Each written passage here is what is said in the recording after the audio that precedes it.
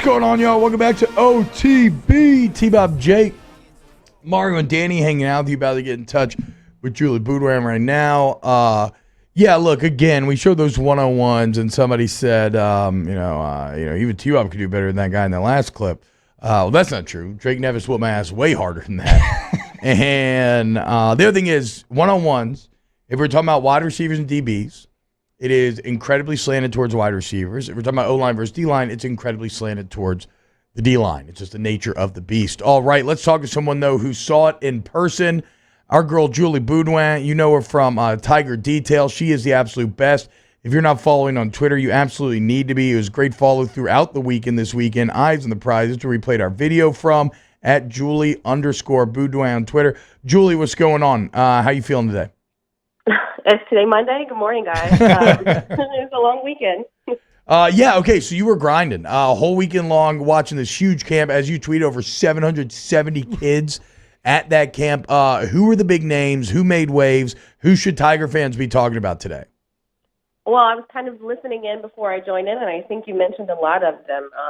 Obviously, yesterday, more kids at the skills camp. More offers went out, but I mean the O-line D-line camp did not disappoint. Will Campbell, obviously, there the big headliner, along with Quency Wiggins, who is an absolute stud, and LSU is going to go after him like they should. And you could tell that he's already got a bond with Coach O and some of the staffers, and of course some of the players. He knows Mason Smith really well. So I'd say those two guys on O-line D-line camp on Saturday, and then. Yesterday, I mean, we saw a ton of guys yesterday. We saw Omarion Miller get his offer. I mean, he's been blowing up all spring. We saw they had a 5-star linebacker out of the D.C. area that showed up and had a little workout on the side with Blake Baker, Sean Murphy. So just a ton of talent in Baton Rouge this weekend. In total, over 1,000 kids. I don't know the exact number per se. Over 1,000. It could have been more. It could have been more. Obviously it rained all weekend, so it was.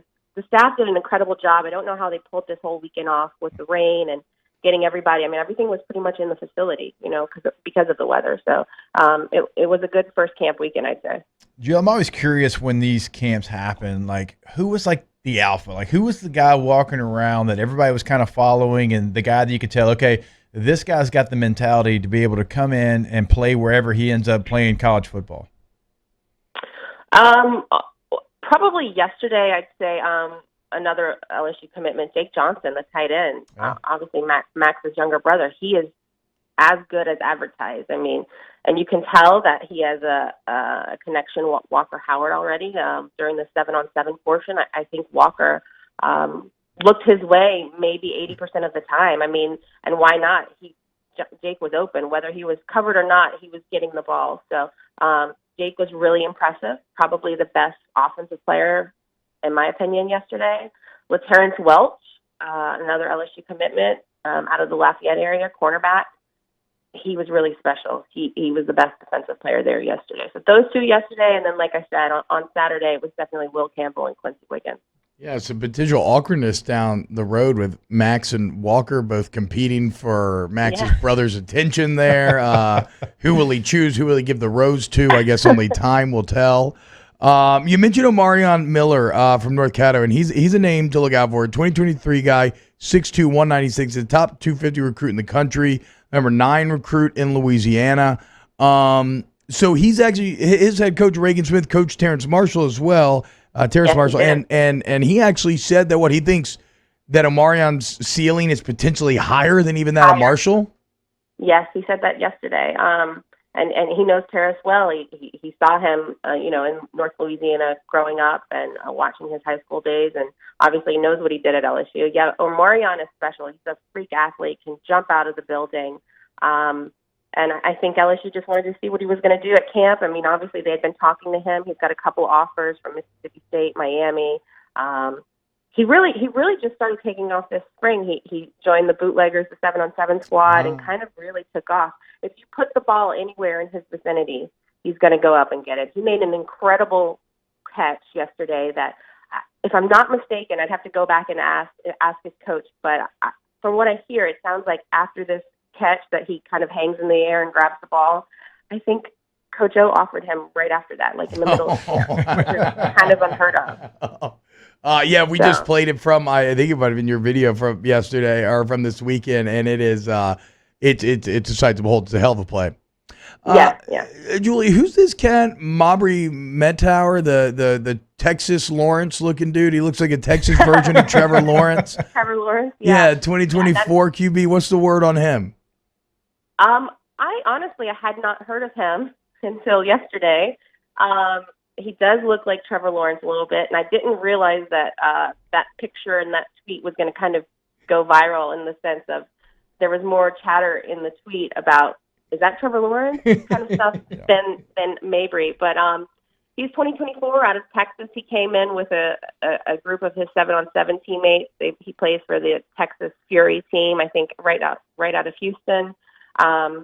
I don't think he necessarily had the best camp per se, but if you go and watch his film, and you see his measurables, and you can understand why. I mean, obviously 2024 has got 3 years left. I mean, it seems like he could develop into something really special in the future.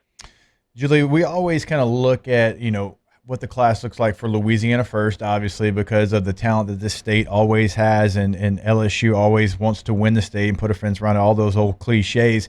But this seems like a year where you have to get the top talent. And so far, they have got a lot of the top talent already committed. Is this one of those special years in Louisiana in your mind? I think so. I mean, I haven't been covering recruiting for all that long. I've been around it for a bit, but not as hardcore as I'm doing now. But yeah, this class is special. I can't recall another class being as elite as this one is. If LSU truly wanted to, they could probably fill their entire 22 class with just Louisiana prospects. Now that's not going to happen, but the state is that stacked. And we saw Fitzgerald West get an offer on Saturday. He's the D lineman out of Lafayette, but the offer was for center. There you go, T-Bob. Yeah. So, yeah, I mean, clearly offers are still going out. They're still evaluating.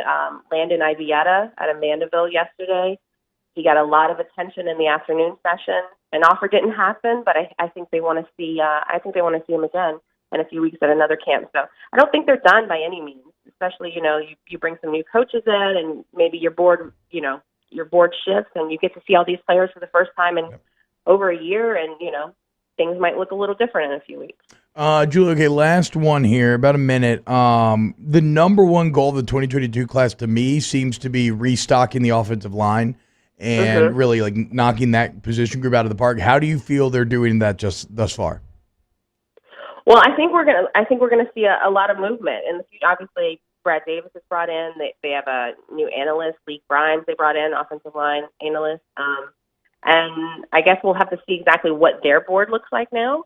But I mean, you have Campbell, you have Bo Borderline committed, you have Lucas Taylor committed, and then they had 3 big O-line prospects on campus this weekend for official visits, and Cam Dewberry and Calvin Banks and Julian Armella.